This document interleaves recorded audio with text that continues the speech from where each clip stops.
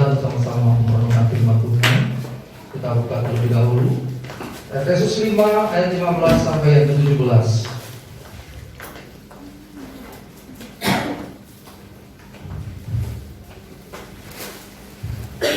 Efesus 5 ayat 15 sampai ayat 17.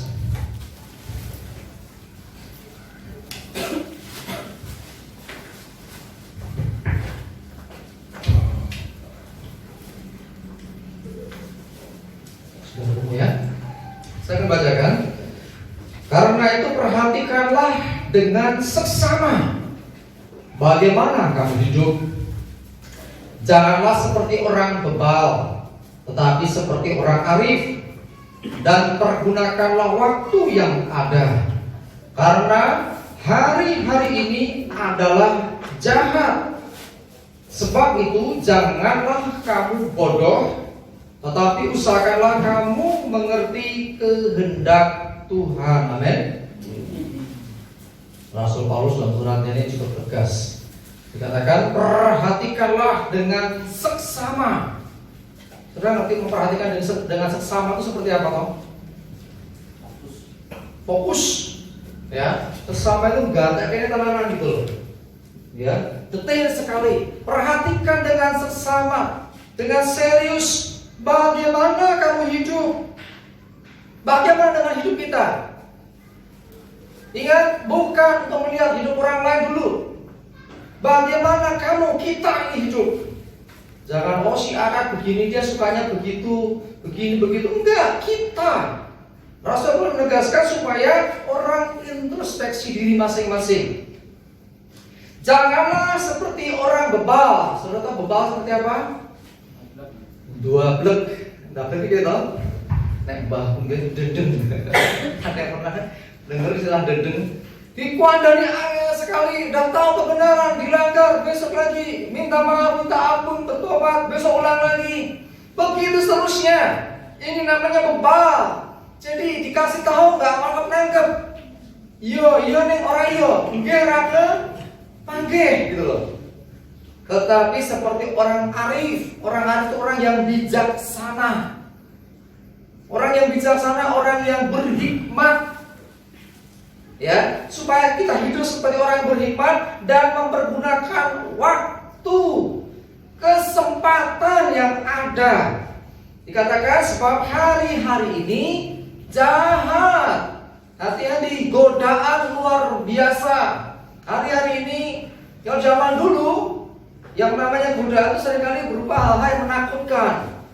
Hantu, pocong, belum peringis dan sebagainya. Zaman dulu itu hal yang wah ini. Zaman sekarang nggak gitu-gitu lagi, itu nggak mempan. Bahkan kalau zaman dulu ada tempat-tempat yang ngeri menakutkan. Sekarang setannya pindah tempat. Tempatnya yang serba kelihatan gemerlap. Tuh jangan salah. Ya karena kuburan dan di mall gitu otomatis ya setannya ke mall akhirnya. Ya akhirnya ya dia nggak punya tempat kok. Kalau di kota apalagi. Kalau zaman dulu mesti identik ya. Ini berhubungan dunia kalau mesti gelap, sumpah, reget gitu kan, wingit, serem gitu loh. Sekarang udah nggak gitu lagi. Ya tempat sekarang yang namanya kuasa-kuasa itu yang menggodai manusia itu justru bukan tempat yang gelap-gelap itu lagi. Ya semua tempat yang ngeri-ngeri dah pindah jadi tempat yang gemerlap sekarang. Akhirnya yang terjadi justru sebaliknya. Tempat yang kelihatan mewah, kelihatan menarik itu bisa jadi di situ justru ada yang Anda kutip tadi. Hati-hati ya. Hari-hari ini jahat. Ingat, gunakan setiap waktu yang ada. Usahakanlah mengerti kehendak Tuhan. Seringkali orang akan mengedepankan kehendaknya sendiri. Aku piye? Aku dan aku. Coba belajar mengerti kehendak Tuhan. Tuhan, apa yang kau inginkan dari hidupku? Jadi kalau kita memahami akan betapa pentingnya kita mendengarkan Tuhan untuk mengerti apa yang Tuhan mau, maka hidup kita, langkah kita akan berjalan di jalan yang dituntun Tuhan. Tapi tepatnya gini loh, saya ingin berbicara tentang yang namanya ketepatan. Apa? Ketepatan. Jadi intinya itu sesuatu yang tepat, seperti yang Tuhan mau. Jadi bukan hanya sekedar seperti yang kita inginkan. Nah, bicara tentang ketepatan itu artinya sesuatu yang pas. Kalau dunia tadi ada Mas Eko, ada Pak Trisnu yang muter-muter masanya mesin mono-mono. Kalau di motor tuh ada yang namanya piston, ya itu loh yang apa? Ada sekernya gitu loh. Itu mesti press, longgar sidik wae gitu ya. Itu tadi ngebus. Ya, Pak Trisnu yang mungkin dunia perbubutan juga sama. Ya, itu mesti press sampai tipis, kayaknya gatok gitu loh. Ya, tidak ada celah lagi. Nah, ketepatan tuh kurang lebih seperti itu. Ini nggak mudah, ya karena bicara tentang ketepatan itu adalah seperti yang Tuhan tetapkan, Tuhan kehendaki untuk kita lakukan dan orang itu melakukan persis seperti yang dikatakan Tuhan. Itu ketepatan. Kalau nggak tepat, waduh, itu nanti ada resikonya. Nah, untuk bisa sampai yang namanya tepat itu, kita mesti pahami tepat dalam hal apa. Pertama, tepat pesannya. Artinya Tuhan bicara apa, kita nangkep hal yang sama. Jadilah orang yang bijaksana dengan mendengarkan Tuhan berkata apa, dan hal itu juga yang dilakukan. Nah, ini penting. Kenapa? Kalau tidak, itu namanya salah. Pesannya A, kita melakukan yang B, itu namanya nggak tepat. Sekalipun yang kita lakukan baik. Sekali lagi ya, Tuhan berkata A, kita melakukan B, sekalipun mungkin dalam hitung-hitungan pemikiran kita yang kita lakukan lebih baik daripada apa yang kita dengar waktu berdoa. Belum tentu bahwa yang baik menurut kita itu adalah sesuatu yang tepat, yang dikehendaki Tuhan. Ya. Berikutnya, tepat dalam hal apa? Waktunya. Nah, ini penting. Sesuatu yang kita dengar dari Tuhan, oke, pesannya apa? Misalnya kita ingat zamannya Nuh.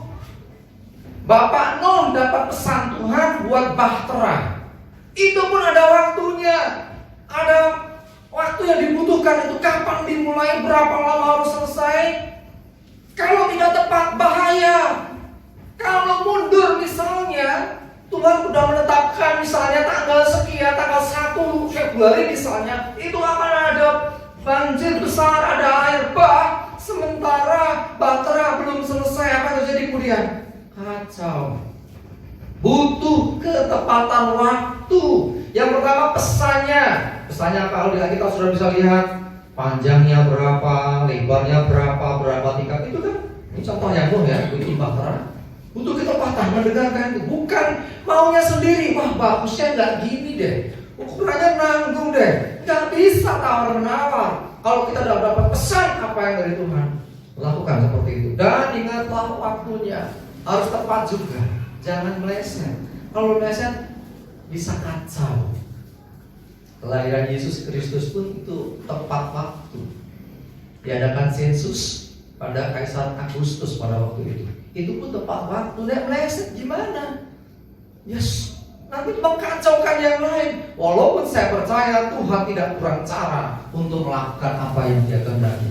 Tetapi orang-orang yang mau melakukan sesuatu yang dikehendaki Tuhan dengan ketepatan, orang ini adalah orang-orang yang luar biasa di mata Tuhan. Terus dengan siapa? Nah, ini penting. Dengan siapa? Jadi tidak sembarangan. Tidak semua orang mungkin bisa mendukung, tetapi Tuhan akan tetapkan orang-orang yang tepat.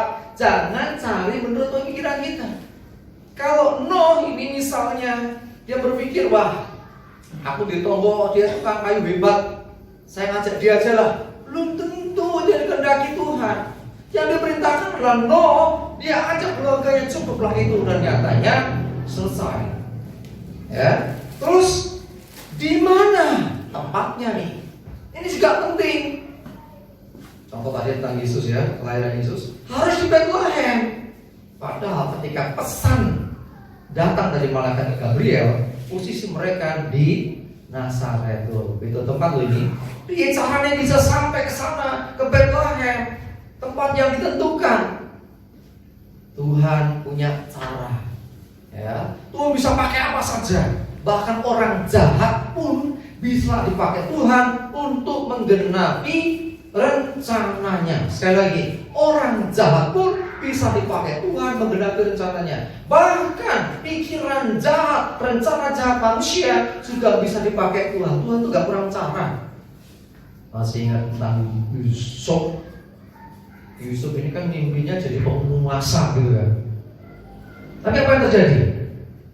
Dia dibenci saudaranya, dia dibuang ke sumur, dia dijual jadi budak. Ini kan perbuatan jahat. Ternyata kalau kita perhatikan kisahnya Yusuf ini dari rekaman dan seterusnya, itu ternyata digiring terus mendekati istana. Jadi pada waktu ditahan itu dekat sekali dengan istana. Tanpa disadari Tuhan sedang membawa Yusuf untuk menggenapi rencana Tuhan yang pernah disampaikan melalui mimpi itu. Akhirnya dipenjara di istana, dan dalam satu hari perubahan terjadi. Dari seorang yang terpenjara, dari seorang yang dihukum, berubah jadi seorang penguasa. Jadi tepat menurut apa yang Tuhan rencanakan. Terus berikutnya bagaimana caranya? Nah, ini juga kita harus ngerti. Coba kita lihat satu kisah luar biasa. Konkretnya nanti dibaca sendiri. Saya baca satu ayat saja. 1 Samuel 30 ayat 8. Ini sudah pernah kita bahkan juga beberapa waktu yang lalu. 1 Samuel 30 ayat 8. Kemudian bertanyalah Daud kepada Tuhan, katanya, haruskah aku mengejar gerombolan itu? Akan dapatkah mereka kususu? Dan ia berfirman kepadanya, kejarlah, sebab sesungguhnya engkau akan dapat menyusul mereka dan melepaskan para tawanan. Masih ingat kisahnya? Di kota Siklag, Daud meninggalkan istri, anak-anak, ternak, harta benda beserta dengan istri-istri anak buahnya. Jadi kebanyakan cuma wanita, anak-anak itu paling banyak, karena yang orang-orang mudanya, orang bapak-bapaknya pergi ikut Daud semua. Saat Daud balik ke kota Siklag, akhir Siklag sudah habis terbakar. Tidak ada tanda-tanda kehidupan.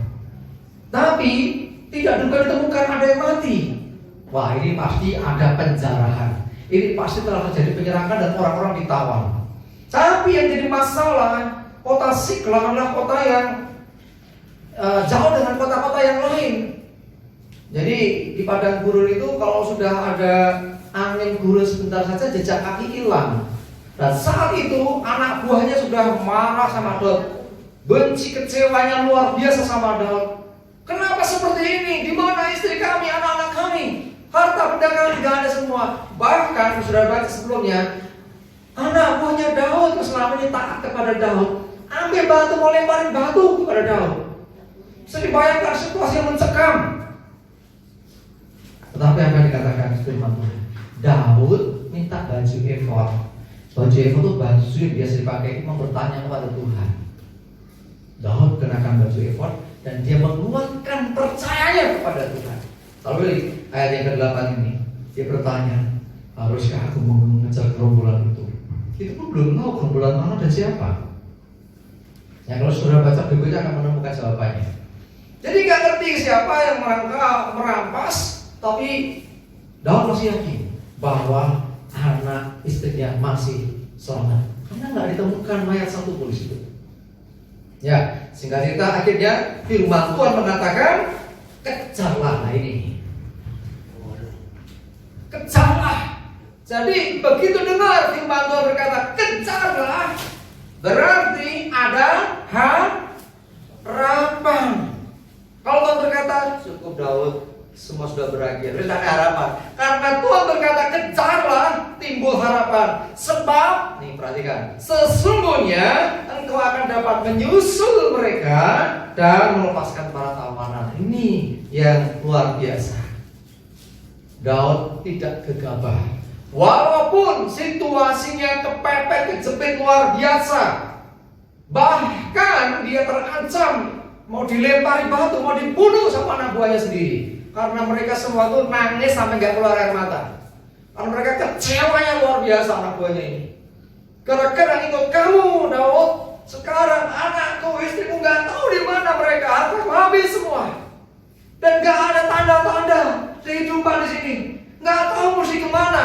Saudara bisa bayangkan situasinya kecepet kayak gitu. Diancam dilempar batu. Kira-kira kalau saudara di posisi Daud, apa yang saudara lakukan? Ada banyak orang ketika mengalami situasi itu pilih lari. Ada juga yang lawan, nggak boleh menang, anak buah yang lebih banyak. Tapi Daud dari semula kita tahu dia adalah orang yang diurapi Tuhan. Daud punya Tuhan, sehingga apa yang terjadi di hadapannya, seburuk apapun itu, fokusnya kepada Tuhan. Sebab kekuatan, kemampuan Daud sendiri tidak bisa menganalisa itu. Kira-kira nanti kayak piye kondisinya, arah mana, siapa yang melakukan ini, gak ngerti. Tetapi dia punya Tuhan. Dia menguatkan percayanya. Anak buahnya mungkin goblok waktu itu. Ini ngomong bener pimpinan di sini. Situasi ini kayak ini kendaraan kabin kayak ini sempat-sempatin itu mau, ya. Nah, kadang-kadang kita mendengar, saya pernah mendengar tuh ada seseorang yang panik karena ada anggota keluarganya yang sakit gitu loh. Malah dia berdoa, tombolnya kincil cepet gitu kan. Coba kalau saudara alami ada anggota keluarga sakit, jatuh atau apa gitu, langsung pengen cepet-cepet gitu. Jarang langsung berdoa dulu gitu. Sebentar saya tak berdoa dulu, tanya Tuhan, jarang terjadi gitu. Jangan begini kan. Selalu orang sambar tiung-tiung lah berdoa gitu. Ini Daud itu. Ini Daud ini. Saat sudah anak buah yang marah yang luar biasa berdoa. Tapi justru karena berdoa anak buahnya gak boleh lempar buah Tuhan depan itu. Karena anak buahnya tahu siapa Daud sesungguhnya. Dan Daud seorang yang berteladan yang luar biasa. Dalam kondisi tersebut dia dengan Tuhan. Dan dia orang yang dekat dengan Tuhan. Sembahyang. Jadi ada waktu mengalami tekanan, waktu kondisi kau nggak tahu mesti berbuat apa dan bagaimana. Langkah pertama adalah bertanya, berdoa kepada Tuhan. Coba, kalau kau mentok, nggak ngerti suki kudu piye, ada masalah ini kudu piye, coba berdoa. Tanya Tuhan. Ya, saya selalu singgung berdoa, jangan sambil lari. Beri waktu untuk kau duduk diam dekat Tuhan, dengarkan Tuhan. Ya kita mesti naik level ya. Level pemula untuk jiwa-jiwa baru berdoa, oke berdoa saja. Tapi untuk level saudara sudah bukan waktunya hanya Tuhan tolong aku dan Yesus ini pergi, enggak gitu. Coba beri waktu. Wah, waktu ini mepet, cari waktu yang terbaik. Saya selalu katakan jangan sisa waktu, tapi beri waktu yang terbaik. Salah satu yang terbaik itu malam hari. Diam diri, diam dulu Tuhan. Besok itu aku mesti menghadapi tes misalnya yang mau tes. Aku mesti gimana Tuhan? Besok aku mesti berhadapan dengan debt collector misalnya. Kudunya utang guru nenek saya. Tuhan tak bisa aku jawab ya Tuhan. Tolong aku Tuhan. Pokoknya dengerin Tuhan, tanya Tuhan. Berikutnya beri waktu untuk mendengar. Kalau bertanya Tuhan tolong aku mesti bagaimana? Engkau pergi, Tuhan menjawab, kau nggak tahu. Daud pada waktu bertanya kepada Tuhan, apakah kau kejar mereka? Apakah kau bisa menangkap mereka? Membebaskan tawanan? Terus dia pergi, jalan sendiri. Mending kau nggak berdoa. Kenapa? Kamu berdoa tapi nggak mau mendengarkan Tuhan mau kasih petunjuk apa? Ini banyak terjadi dalam kehidupan orang Kristen. Berdoanya sungguh-sungguh, tetapi tidak memberi waktu mendengarkan Tuhan. Berbicaralah, aku mau mendengar. Banyak cara untuk bicara. Siapkan Alkitab saudara seperti itu. Bisa saja Tuhan akan bukakan satu ayat gitu. Ya, pengalaman pribadi masing-masing orang beda. Ya, sekali lagi ya, tidak disamakan dan tidak harus disamakan. Ada yang orang ketika berdoa mendengarkan jawaban Tuhan itu peka sekali, bahkan sampai telinganya sudah dengar. Atau paling tidak dia merasa, Tuhan bicara apa, langsung saya nangkep. Itu ada.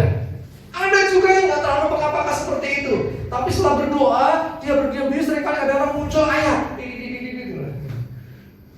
Gak ada gitu. Ada juga tiba-tiba digerakkan berdoa, sudah dibukakan ayat, buka Alkitab, seret, lalu di situ, ayatnya ini. Ada yang seperti itu. Ingat, tidak sama, masing-masing berbeda. Ya, terserah saudara pengalaman pribadi dengan Tuhan seperti apa. Ada yang bahkan saking tidak pekanya mau nunggu iso, wis diem lama, nggak tahu sih gimana, nggak mau. Tapi berusaha. Ingat, kuncinya engkau memberi waktu dan berusaha untuk berdiam diri mendengarkan jawaban Tuhan. Ini keterbatasan manusiawi kita, nggak bisa dapat sesuatu. Nggak apa-apa, Tuhan menghargai usahamu. Ya, tunggu, Tuhan akan berbicara dengan cara yang lain. Cara apa? Bisa saja tiba-tiba keluar dari kamar dan doa, tiba-tiba di TV ada siaran rohani, saudara. Pas banget nih rumah salahku. Nah, itu bisa lewat TV. Ya, atau buka HP, maksudnya delok statusnya koncone, ayatnya pas banget ke gue. Nah, bisa saja. Tuhan berbicara dengan banyak cara. Dengan gitu-gitu gak nyangkut juga sambil lalu. Tapi Tuhan, aku mau tahu apa? Aku harus berbuat apa dan bagaimana? Bisa dengan peristiwa-peristiwa alam. Contoh misalnya, seseorang ini dia tuh bingung mau pindah ke tempat kerjaan yang baru atau tetap di kota itu. Berdoa, enggak apa kablas gitu. Ayo spring ini kenapa kami? Aku harus belajar banyak untuk berdiam diri. Dikasih tahu orang apa segala macam. Aku nggak sedang wisata nggak dapat. Tiba-tiba terjadi kota itu dan kota tempat dia berada hujan terus banjir longsor. Akhirnya dia pindah. Sampai segini lah gara-gara kamu gak peka. Sudah dikasih tahu pergilah, tapi gak pergi juga. Pertimbangan manusia banyak sekali ini. Ini contoh. Ya, ingat kalau Tuhan sudah punya kedaulatan, ketetapan, kehendak. Ya, saudara harus melakukan, sudah gak peka, tapi saudara mau, kuncinya mau ya, engkau akan selamat pasti. Walaupun dengan cara alam, cara apa saja Tuhan berbicara. Ya, kita tidak bisa membatasi. Ya, tetapi intinya adalah selalu ketika berdoa beri waktu untuk berdiam diri mendengarkan Tuhan. Setelah dapat jawaban apa yang selanjutnya dilakukan, kerjakan. Jangan tunda lagi. Terus memberi ketetapan. Hari ini jam sekian, lakukan ini, lakukan. Sekalipun kadang-kadang kita namanya manusia, salah, putih. Tetapi kalau dengan tulus, dengan sungguh-sungguh berusaha melakukan apa yang dipesankan Tuhan, percaya pasti Tuhan akan berperkara dalam hidupmu. Mujizat, terobosan bisa terjadi ketika orang taat. Ya, jadi jangan membatasi Tuhan dengan Tuhan bisa bicara ya ke hamba-hamba Tuhan, ke nabi-nabi Tuhan, aku orang biasa. Nah, Tuhan bicara dengan setiap kita. Ya, tinggal kita mau memberikan hati kita, hidup kita, pikiran kita, waktu kita untuk mendengarkan Tuhan atau tidak. Sebab kalau enggak, ya sudah, kita sendiri yang rugi. Ya, semuanya ingat tadi ya, ketetapan Tuhan itu dilakukan dengan tepat menurut waktu. Dengan cara yang bagaimana? Dengan siapa saja? Apalagi tadi? Di mana? Ya, contoh lagi, sudah tahu kota Sodom dan Gomora. Di sana ada Lot. Lot inilah yang akan diselamatkan, Lot dan keluarganya termasuk istrinya. Ini kalau terlambat habis. Tuhan tepat sekarang. Setelah lumpuhnya sih barang-barang berharga itu dilumpuhkan semua. Malah sempat melayu. Saudara masih ingat kejadian kemarin Gunung Semeru meletus? Saya dengar banyak kesaksian cerita yang luar biasa, bahkan yang mengharu biru. Ya, ada banyak cerita yang menceritakan bagaimana dia baru ngumpulkan barang-barang tiba-tiba udah menurun terus dipanggil sama kutu, cepat pergi, nggak sempat ngambil. Andai kan dia nekat masuk ngambil lagi, lewat. Ya banyak kejadian gitu kan. Beberapa waktu yang lalu di televisi ada berita tentang kebakaran di Jakarta. Sakit banget. Jadi sudah keluar, dia ingat ada anaknya di dalam, masuk, matilah dia di dalam sama anaknya. Ada juga yang ingat hartanya, waduh saya mau ngambil tuh surat berharga saya, padahal sudah terlanjur keluar, dah aman selamat sebetulnya, nekat masuk, belum habis. Semua ada waktunya. Ya, jadi sekali lagi belajar untuk kita mengikuti waktu Tuhan. Ya, belajar untuk taat, berjalan dalam ketepatan. Ketepatan bisa terwujud ketika kita mendengarkan Tuhan, memberi waktu berdiam diri di hadapan Tuhan. Ketepatan bisa terjadi ketika kita mau setia melakukan dari setiap hal kecil yang Tuhan tunjukkan. Kerjakan, lakukan, maka kita akan bisa mengalami perkara-perkara yang lebih besar dan seterusnya. Jadi kita ini sebetulnya Tuhan punya rancangan yang luar biasa atas hidup kita. Tuhan punya ketetapan atas hidup kita. Mau seperti apa hidup kita? Tinggal bagaimana kita. Maukah kita mengikuti ketetapan-ketetapan yang dibuat Tuhan dengan kita setia mengikutinya? Ya, berjalan dalam ketepatan tidak mudah. Butuh proses. Termasuk mendengarkan suara Tuhan bicara apa, Tuhan inginkan apa dari hidup itu juga tidak mudah. Butuh proses. Dan sekali lagi pengalaman pribadi, mungkin saya tahu bahwa saudara punya banyak pengalaman berjalan bersama dengan Tuhan. Seperti saya contohkan tadi, mendengarkan pesan Tuhan bagaimana dan sebagainya. Tidak sama setiap orang, tetapi intinya mari saudara dengan cara saudara sendiri untuk bisa deal dengan Tuhan, untuk bisa berinteraksi dengan Tuhan. Caranya gimana supaya saya bisa mengalami itu? Beri waktu yang terbaik dengan Tuhan. Sering kita kehabisan waktu untuk kerjaan, untuk keluarga, untuk segala macam. 24 jam sehari kurang. Pengennya selama 40 loh. Selalu dikasih Tuhan dengan baik-baik. Semua orang punya waktu yang sama, sehari 24 jam. Ya, tetapi yang menjadi masalah bagaimana kita memanage waktu yang ada. Ya, ingat bahwa hari ini hari-hari yang jahat. Waktu yang sudah berlalu tidak akan bisa diambil kembali. Karena itu jadilah bijaksana, jangan sia-siakan. Kalau kita ikuti ketetapan Tuhan, waktu demi waktu dalam hidup kita akan sangat-sangat berharga. Kita bisa pergunakan dengan baik. Tetapi kalau kita nggak bisa nangkep kehendak Tuhan, kita banyak berputar-putar membuang-buang waktu, sehingga yang ada kesia-siaan. Saudara baca pengkhotbah itu banyak sekali tentang kesia-siaan. Ya, jadi bisa contoh nih, bangsa Israel keluar dari tanah perjanjian menuju ke keluar dari Mesir ke tanah perjanjian. Menurut hitung-hitungan seperti nggak perlu 40 tahun. Ya, kalau menurut waktu, mereka bangsa yang sangat taat kepada Tuhan. Mereka sungguh-sungguh percaya Tuhan, mengikuti apa yang diperintahkan Tuhan, tidak bersungut-sungut, nggak berpatah-patah, pokoknya panut, keluar jalan terus. Saya yakin nggak perlu 40 tahun, 40 tahun lama loh. Coba nanti buka di Google ya masing-masing itu. Mesir ke tanah perjanjian itu kira-kira berapa kilo? Nah, sampai 40 tahun ini melakukan pemberangan gitu. Jadi mereka sudah digawe-gawe. Kenapa gitu? Ternyata dalam proses perjalanan itu bangsa itu sering kali itu suntai gitu, tidak taat, ya, tidak mentaati apa yang dikatakan Tuhan melalui hambanya Musa. Bahkan Musa diosol langsung orangnya. Sehingga akhirnya apa? Dari sekian banyak itu, orang-orang yang asli keluar dari tanah Mesir masuk tanah perjanjian cuman siapa? Yosua dan Kaleb. Yang lain cuma keturunan. Ya, ada bapak ibunya keluar Mesir, punya anak. Nah, bapak ibunya mati, anaknya yang bisa masuk gitu loh. Musa yang pemimpinnya saja gagal. Nggak bisa bayangin. Besar untuk pemimpin-pemimpin, untuk PKS termasuk untuk saya sendiri. Belum tentu pemimpin yang produksi diri surga. Loh, iya loh. Ini nggak main-main, betul. Kita masing-masing dengan Tuhan loh. Bisa jadi semua itu masuk surga pemimpinnya Kiai. Kamu nggak layak. Iya yang melalui. Kalian ini, ini bukan saya. Kamu berita pernah nih. Nanti kita harapkan ada terjadi demikian. Ya, karena itu ayo kita sama-sama saling membangun, saling menguatkan, ya, saling mengingatkan juga. Ingat, waktu-waktu ini kita pergunakan dengan baik. Setiap menghadapi masalah selalu datanglah pada Tuhan.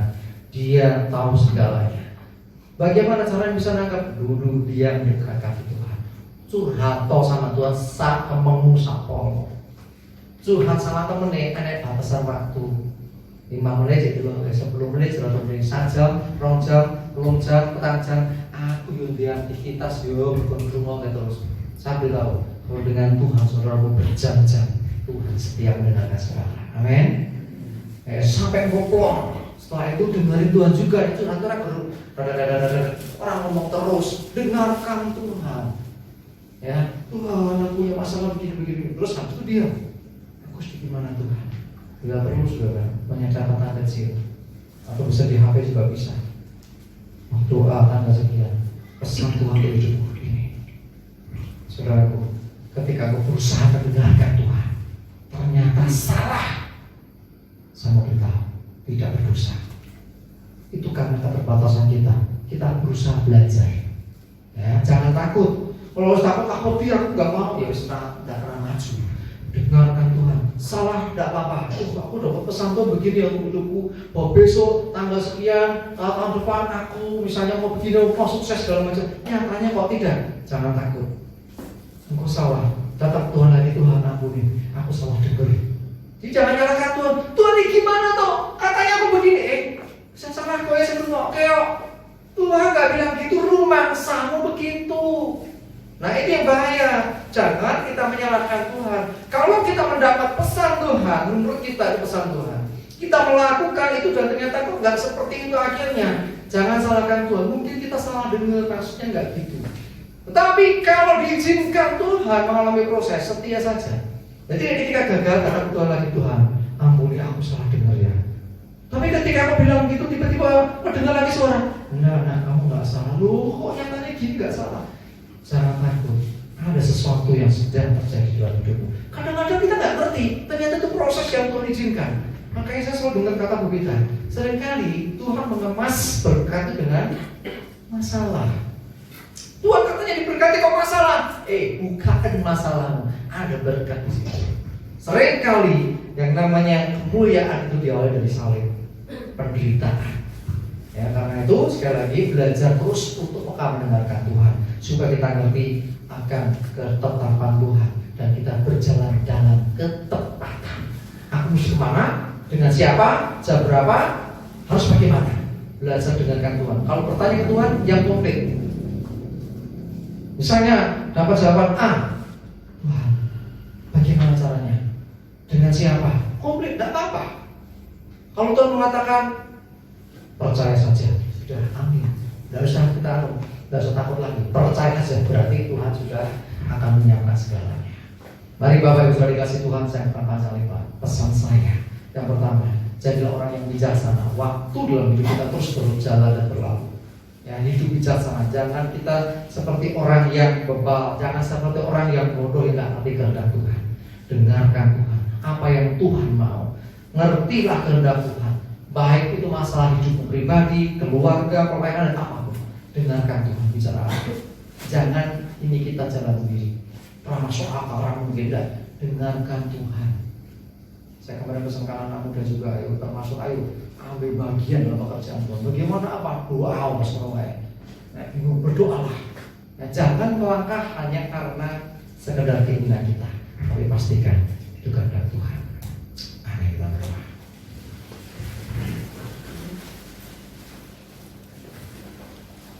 Terima kasih Tuhan, kami bersyukur untuk firman-Mu yang mengajarkan kami untuk kami dari pribadi yang bijaksana, orang-orang yang bijaksana, yang selalu memperhatikan hidup kami, yang senantiasa mempergunakan waktu yang Tuhan beri, dan biarlah kami hidup orang-orang yang senantiasa mengerti kehendak Tuhan. Bahkan ketika kami mengalami pergumulan permasalahan, kami selalu datang kepada Tuhan. Apa yang menjadi kehendak Tuhan bagi hidup kami? Beri kami kepekaan Tuhan untuk kami mendengarkan pesan-Mu, dan beri kami hati yang taat melakukan perintah-Mu. Karena kami percaya di balik apapun yang terjadi atas hidup kami, ada Tuhan yang turut bekerja untuk mendatangkan kebaikan bagi kami, yaitu kami yang mengasihi Tuhan, yang terpanggil sesuai dengan rencana-Mu Tuhan, yang terpanggil untuk menggenapi kehendak-Mu ya Tuhan. Maka ada Tuhan yang bekerja menolong kami. Terima kasih Roh Kudus. Biarlah firman-Mu tertanam dalam setiap hati dan hidup kami, dan jadikan kami pelaku-pelaku firman. Terima kasih Bapa. Dalam nama Tuhan Yesus, kami naikkan doa kami dengan segala ucapan syukur. Haleluya.